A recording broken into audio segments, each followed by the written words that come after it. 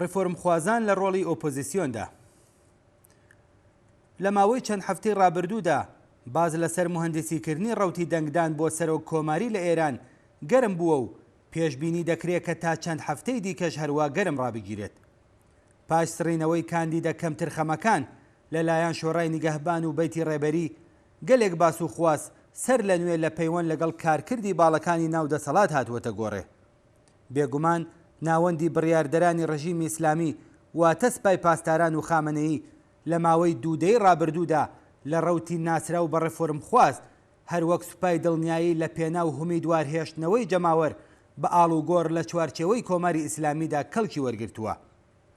بەڵام کایی کۆنی دووچەم زەرسازکردن و شەڕەباڵی نێوان خراپ و خراپتر بۆ خەڵک کۆتایی پێهاتووە و لە پرۆسەیەکدا دەسەڵاتی سیاسی و ئابووری لە ئێران کەم و زۆر یەکدەست بۆتەوە.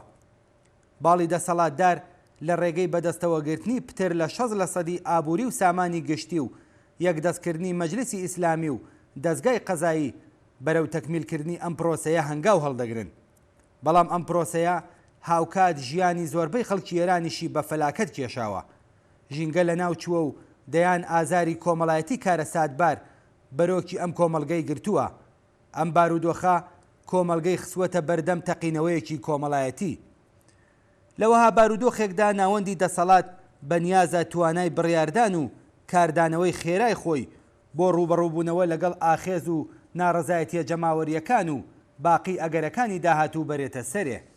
بەڵام تا ئەو جێگایی کە پەیوەندی بە ڕێفۆرمخوازانی حکوومەتیەوە هەیە پێویستە ئەوە لە بەرچاو بگیرێت کە ئەوان لە هەمان حاڵدا کە تا ڕادەیەک لە ژێر گوشاری دەوڵەتی ڕەسمیدان پوتانسیەڵەکانی خۆیان بۆ بەرەنگاربوونەوە لەگەڵ شۆڕش و پاراستنی کۆماری ئیسلامی دەناسن. ئەوان سەرچاوی ئابووری بەرین و تۆڕێکیان لە بروکرات و تەکنۆکراتەکان لە پشتە. ئەوان لە هەمان حاڵدا گۆشەنیگایەکشیان بە پشتیوانی دوا ڕۆژی دەوڵەتانی ڕۆژاواوە هەیە. ئەوان هوێڕای هیوادار بوون بە وەگەرخستنی پوتانسیەڵەکانیان هەرچی لە توانایاندا بێت لە پێناو پاراستنی بەرژەوەندی خۆیان و ڕێگری لە گەشە و پێگەیشتنی شۆڕشی ئێران بەکاری دێنن. لە ناوەندەکانی هەواڵنێری لە ناوەوە و دەرەوە وانیشانەدرێت کە گۆیا شەڕی ڕێفۆرمخوازانی حکوومەتی لەگەڵ ناوەندی دەسەڵات لەسەر کرانەوەی کەش و هەوای سیاسی ئێرانە. بەڵام ئەم ئیدعایە ڕاست نییە. پرسیار ئەوەیە ئەم باڵک کە کاندیدەکانی لەلایەن شۆڕای نیگەهبانەوە ڕەدی سەلاحیەت کراون بۆچی هەڵبژارنەکان بایکۆت ناکەن؟ بۆچی بەیانیەکی تند دش بەم یەکلاکردنەوەیە نادەنە دەرێ؟ ڕەوتی بناژۆخواست تا ڕادەیەکی زۆر تەکلیفی بۆ خەڵک ڕوونە. بە ئاسانی دەکرێت بڵێن کە ئەوان کۆمەڵێک بکوژی پیشەین کە دەسەڵات و سەروەت هەموو جەنایەتێکیان بۆ پاساوە کات و لە ڕێگەی سەرکوتی ڕاستەوخۆ و ناڕاستەوخۆ بە چنگ و ددان لەمانەوەی دەسەڵاتەکەیان دیفاعەکەن.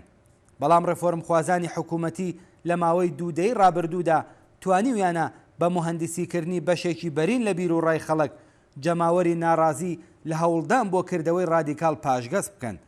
لەلایەکەوە بە پێداگری لەسەر ئەم بۆچوونە کە گۆیا بە هەڵبژاردن دەکرێت لە چوارچەوەی ئەم ڕژیمەدا بارودۆخێکی باشتر دەستەبەر بێت و لەلایەکی دیکەشەوە بە ترساندنی خەڵک لە سووریایی بوونی ئێران لەسەر ڕێگای پێکهاتنی ئاڵوگۆڕی شۆڕژگێڕانە لە ئێران ئاستەنگیان ناوەتەوە. بەڵام بۆچی ڕێفۆرمخوازانی حکوومەتی لە بەرامبەر ڕەتی سەلاحیەتی کاندیدەکانیان بێدەنگن و ئەم شانۆیە بایکۆت ناکەن؟ پێویستە لە وەڵام بوترێ بەر لە هەموو شتێک لەم نیزامە کۆنە پەرست و دیکتاتۆریەدا دەستڕاگەیشتن بە سەرچاوی دەسەڵات بە مانای ئیمکانی تاڵانکردنی زیاتر و وەدەستهێنانی قازانجی زۆرترە. با سەرنج بدەینە سەروەت و سامانی بنەماڵەی ڕەفسەنجانی و نزیکانی ڕێفۆرمخوازیان. یەکێک لە کاندیدانی باڵی ڕێفۆرمخوازی حکوومەتی محسن هاشمی ڕەفسەنجانیە. ئەو سەرۆکی شۆڕای شاری تارانە. هەفتەی ڕابردوو ئەندامێکی پێشووی شۆڕای شاری تاران ڕایگەیاند کە گەردشی ماڵی ڕۆژانەی مافیای زەبڵ لە شاری تاران نزیک 20 میلیارد تمەنە. بەوتەی ئەم ئەندامی پێشووی شۆڕای شاری تاران ڕۆژانە 20 میلیارد تمەن مابی تەفاوت یان بەواتایەکی دروستتر ڕانتێکە کە لە مافیای زەبڵ لە نێوان کەسەکاندا دەست بەدەستی پێدەکرێت. ئەم یەک نمونە ڕانتە بێبایەخەی زەبڵ لەگەڵ هەغدەستی مانگانە 3 ملیۆن تمەنی کرێکارێک هەڵسەنگێنن. لەم بوارەدا هەموو سەرانی ڕژیم بە بناژۆخواز و ڕێفۆرمخوازەوە لەم جۆرە ڕانتانە بەهرەمەندن. ڕێفۆرمخوازانی حکوومەتی بە هیچ شێوەیەک نایان هەوێ نێوانیان لەگەڵ ناوەندی سەرەکی دەسەڵات بە جۆرێک بشێوێکە دەستیان چیتر بەم سەرچاوانەی دەسەڵات و سەروەت ڕانەگات. ئەوان بە حیسابگەری زاتی خۆیان بۆیان دەرکەوتووەکە لەم پێگەیەشدا دەتوانن بەشێک لە مەیلی سیاسی و بەرژەوەندی ئابووری خۆیان دابین بکەن کەوابوو لە ڕوانگەی ئەوانەوە بایکۆتکردنی هەڵبژاردنەکان حرەکەتێکی تونندڕەوانە و زیدەڕۆییە. بەڵام ئەگەر کۆمەڵگەی ئێران بکەوێتە قۆناغی شۆڕژگێڕانەوە ئەو کات تەکلیفی هەردوو لا ڕوون دەبێتەوە. حرەکەتی شۆڕش لە هەنگاوی یەکەمدا لە ڕەفۆرمخوازانێک کە هەوڵەدەن ڕژیمی کۆماری ئیسلامی لە ژێر تیخی ڕەخنەی کۆمەڵایەتی بێنە دەرێت تێدەپەڕێ.